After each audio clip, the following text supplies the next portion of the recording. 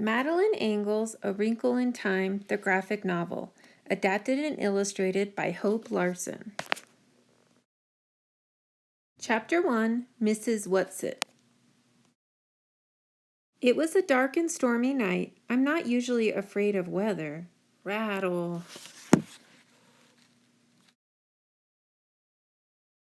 It's the weather on top of everything else. On top of me, Meg Murray, doing everything wrong. Like school. School's all wrong. Really, Meg? I don't understand how a child with parents as brilliant as yours can be such a poor student. If your grades don't improve, you'll have to stay back next year. Then at lunch, I thought I'd blow off some steam. Hey!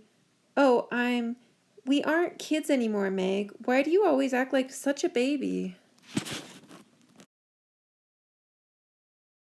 Then after school, her dumb baby brother, Snirk. Just say that again. Aw, Meg. Let us do the fighting when it's necessary. A delinquent, that's what I am. That's what they'll be saying next. Not Mother or Sandy and Dennis or Charles, but them, everybody else. I wish Father, only Mother can talk about him in a natural way. Only Mother can say things like, when your father gets back. But back from where? And when? Rattle, rattle. Sigh, yawn. Ooh. Everyone's asleep but me. Everyone. Even Charles Wallace, who can always tell when I thought you'd be awake. He's asleep too. Even though there were hurricane warnings all day on the radio, and at any moment, rattle, aye. Meg, you asked to have the attic bedroom, and Mother let you have it because you're the oldest. It's a privilege, not a punishment. Not during a hurricane. It isn't a privilege. Go back to sleep. Just be glad you're a kitten, not a monster like me. Woof, woof, woof. Huh? What's he barking at? For Timbros never barks without a reason. Mrs. Buncombe's dog. Who else would steal 12 sheets and right off the line, too? Oh, hello, Meg. Heard from your father lately? Woof, woof, woof. Woof, woof, woof. Ouch, bump. Great. Now I'll have a bruise on my hip on top of everything else. Why must everything happen to me? Woof, woof, woof. Woof, woof, woof. Ooh, foul ball. Denny's. Ooh. The twins are lucky. They don't have any problems. Creaking seventh step. For Timbros stopped barking. It must not be the other dog. Suppose it is. Suppose he has a knife. No one lives near enough to hear if we screamed and screamed and screamed. Nobody'd care. Oh well, I'll make myself some cocoa. That'll cheer me up. And if the roof blows off, at least I won't go. With it, hi. I've been waiting for you. Why didn't you come up to the attic? I've been scared stiff. Too windy up there, and I knew you'd be down. How does he always know about me? He knows things about Mother, too, but never Dennis or Sandy. Charles has always been different, special, which must be why people think he's just not right. Well, I've heard clever people often have subnormal children. The two boys seem to be nice, regular children, but that unattractive girl and the baby boy certainly aren't all there. I put some milk on the stove for you. It should be hot by now. Simmer. It's true, he didn't talk till he was almost 4, but Father said, worry about Charles Wallace, Meg. There's nothing wrong with him. Oh? He just does things in his own way and in his own time. I don't want him to grow up dumb like me. Oh, my darling, you're not dumb. How do you know? How do you know I'm not dumb? Isn't it just because you love me? You're like Charles. You do things your own way, at your own pace. It just doesn't happen to be the usual pace. I love you, but that's not what tells me. Mother and I have given you several tests, you know. IQ tests? Yes, some of them. Is my IQ okay? More than okay. What is it? That I won't tell you. But both you and Charles will be able to do pretty much whatever you like when you grow up. Just wait till Charles Wallace starts to talk. You'll see. You'd better check the milk. Huh? You know you don't like it when it gets a skin on top. You put in more than twice enough milk. I thought Mother might like some. I might like what? Coco, would you like a liverwurst and cream cheese sandwich? I'll be happy to make you one. That would be lovely, but I can make it myself if you're busy. No trouble at all. How about you, Meg? Sandwich? Please, but not liverwurst. Do we have any tomatoes?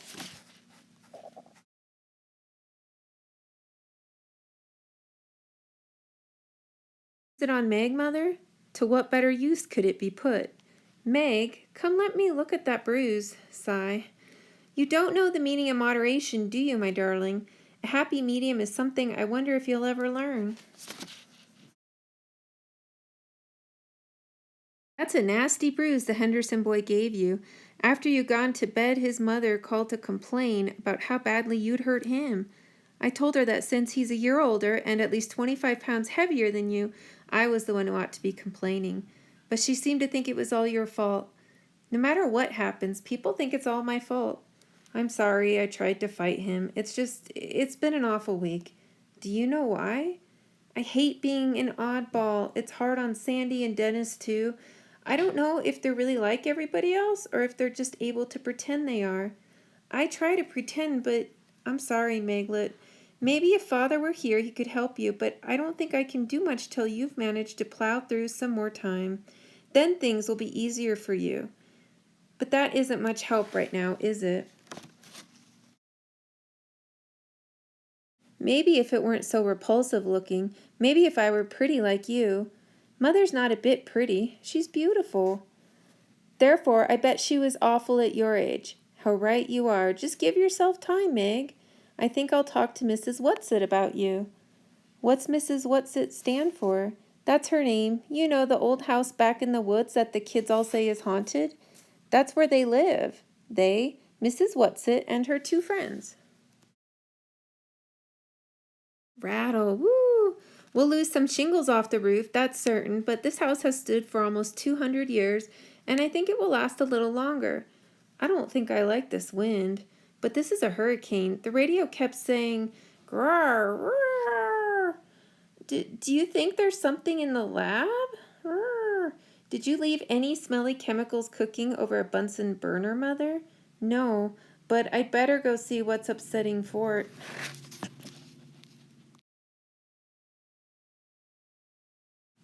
It's the dog. What dog? They were saying at the post office that a dog stole all Mrs. Bucumbee's sheets. I don't think even a dog would be out on a night like this, Meg. Wait, I'll go with you. No, Meg, stay with Charles and eat your sandwich. Mother can take care of herself. Kick, kick, kick, kick, kick. Mrs. Whatsit, what are you doing here? And at this time of night, too. Now, don't you be worried, my honey. Mrs. Whatsit says she lost her way.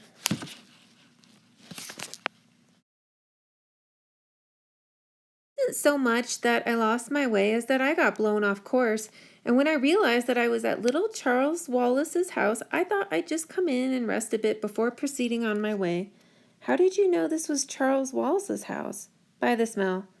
Would you like a sandwich, Mrs. Whatsit? I've had liverwurst and cream cheese.